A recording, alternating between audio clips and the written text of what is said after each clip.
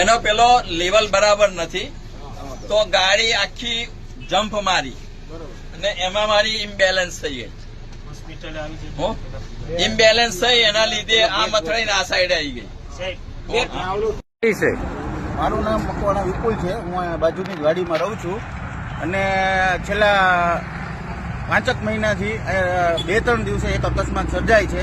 હાલમાં જ એક અકસ્માત સર્જાયો છે જેની જાનહાની નથી થઈ, પણ આ અકસ્માત હિસાબે દરરોજના 1 થી 2 વ્યક્તિઓને એવું લાગે છે કે આ અકસ્માત સર્જતા રહી ગયો છે.